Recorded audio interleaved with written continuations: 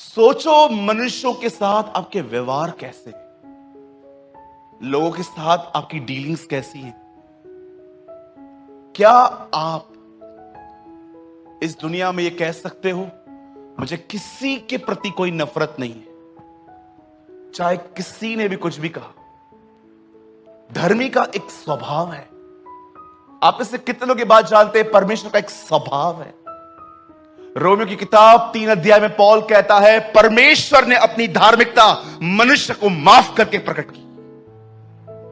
परमेश्वर धर्मी है, पर उसने अपनी धार्मिकता कैसे दिखाई? लोगों को माफ करके।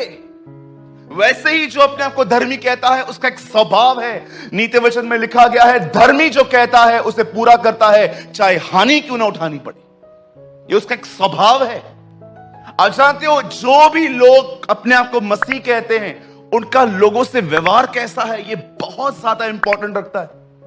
यीशु ने कहा अगर तू अपने कलीसिया के अंदर जाए और वेदी के सामने खड़ा हो और तू बहुत कुछ ले आया है, लेकिन अगर तुझे याद होता है कि कोई है जो तुझसे नाराज है, अपना पैसा अपनी भेंटें सब तू वहीं पर छोड़ दे।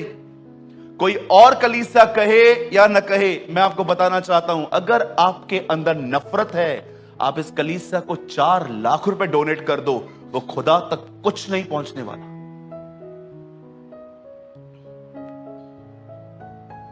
Trust me. आप कैसा व्यवहार है लोगों का? क्या आप ये कह सकते हो मुझे किसी से कोई नफरत नहीं है?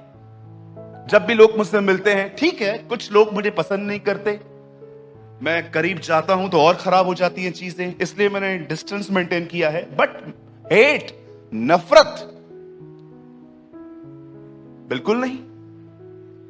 और अगर आपको यह जानना है कि आपको नफरत है कि नहीं है, मैं आपको अभी कभी बता देता हूं कि आपके हार्ट में क्या है।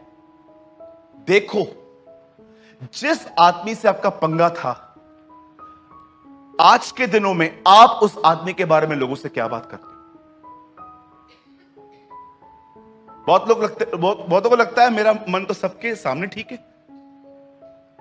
जब पौलुस अरेस्ट हुआ और अग्रिपा के सामने पहुंचाया गया, तो जानते हैं वहां पर खड़े होकर क्या कहता है? उस परमेश्वर की सेवा जो मैं अपने बाप दादाओं के समय से करता आया हूं, वह गवाह है मेरा विवेक मनुष्यों के प्रति शुद्ध है। ये पौल कहता है, हर एक के प्रति वो कहता है मेरा, इट मींस मैंने अपने अंदर किसी के लिए नफरत नहीं रखी है। आप कहते हो ना मैंने उसको माफ कर दिया है, तो उसकी चर्चा क्यों करते हो बार बार? क्यों कॉल्स करके लोगों को बताते हो इसने ये किया, इसने ये किया? सुनिए, एक होता है किसी को अपनी प्रॉब्लम बताना ताकि आपको रास्ता मिले। मैं ऐसों की बात नहीं कह रहा हूं, मैं उनकी बात कर रहा हूं जो बुराइयां करते। पति घर से निकला, लगाओ मां को कॉल, चालू हो जाओ, है ना?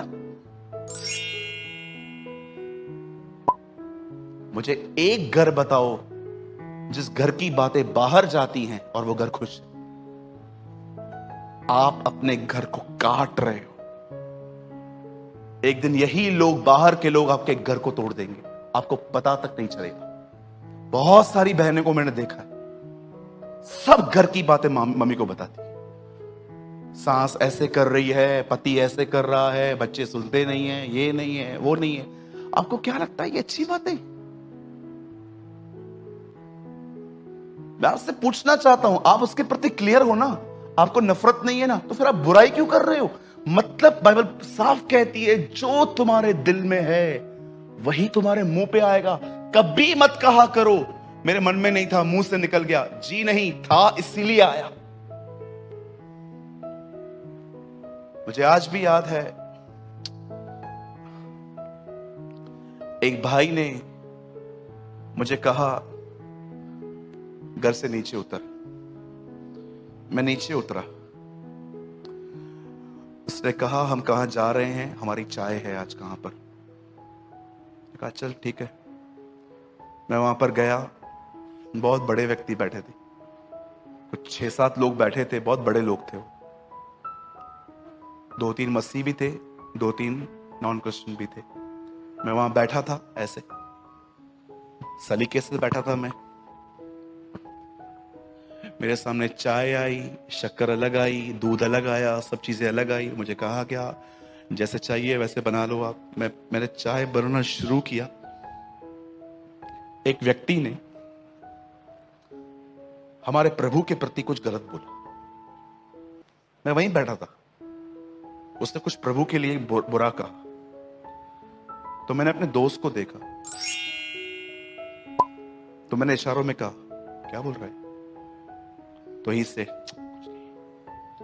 मैंने अवॉइड किया।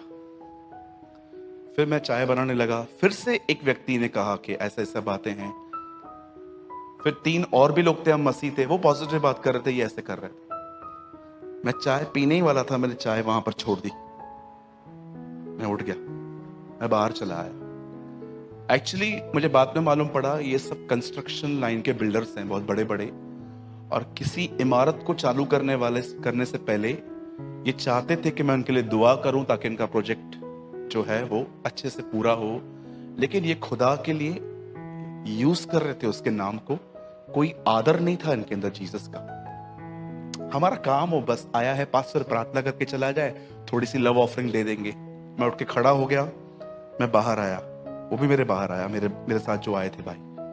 उसने कहा सूरज भाई क्या हुआ, आप उठ के क्यों चले गए? मैंने उससे कहा मैं वहां 1 मिनट नहीं ठहरूंगा जहां पर हमारे परमेश्वर को आदर नहीं मिलता। निकल यहां से।